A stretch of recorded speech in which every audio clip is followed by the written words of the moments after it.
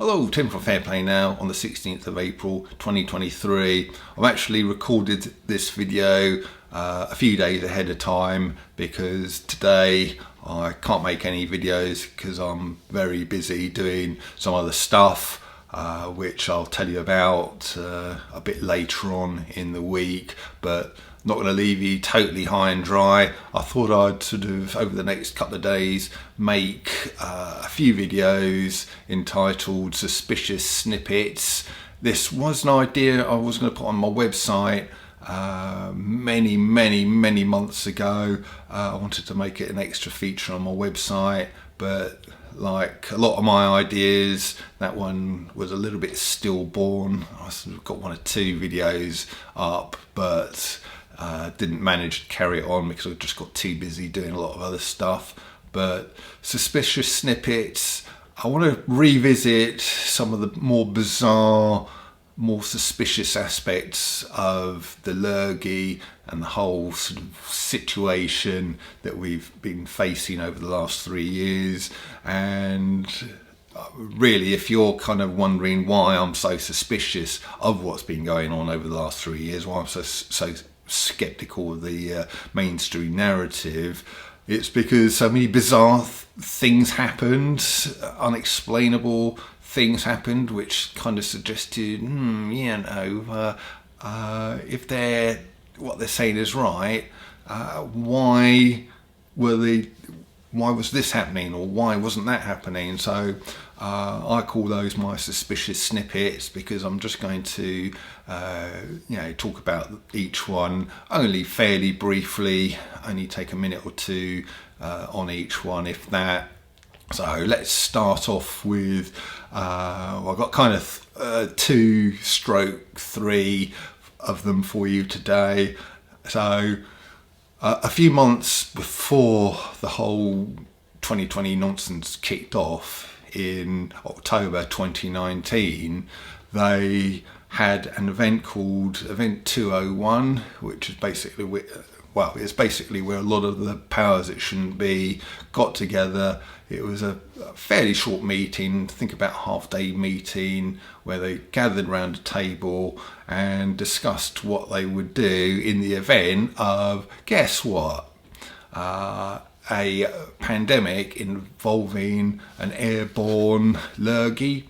So, yeah, they were discussing what they would do, how they would censor any kind of dissenting voices that kind of went against the narrative and all of this kind of thing.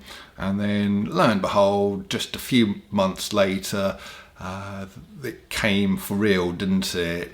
So the timing of that, just a little bit suspicious, don't you think?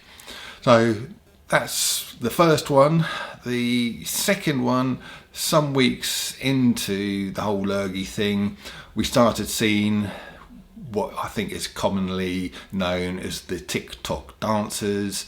It was kind of all of these doctors and nurses in all kinds of hospitals. There were ones in the UK, there were ones in the USA, and then there were others in European places and many places around the world. All of these doctors and nurses were just sort of dancing away in empty hospitals. They were kind of doing all of these dances, which didn't look like a spontaneous thing. It looked like they'd been pretty well rehearsed and choreographed even.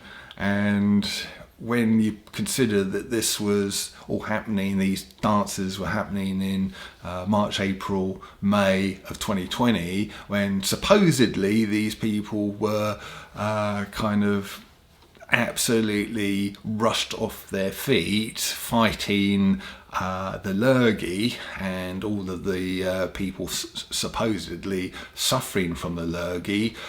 Well, where did they get the time to do that dancing? And if it had just been like an isolated case in one hospital, you could understand it, but it seemed to there seems to be quite a lot of footage from a lot of different hospitals, obviously different parts of the world. Yeah, they're wearing different kinds of uniforms, etc. And yeah, that's just another thing that's always struck me as very, very suspicious indeed. And kind of linking into that, this is more into the second and the early days of the third lockdown here in the UK. So we're kind of talking about sort of late November, December, and January 2020 going into 21 there. And you had on more than one occasion and in more than one hospital, you had people, just citizen journalists, guys and girls who got their phones and decided to go to their local hospital and have a little wander around.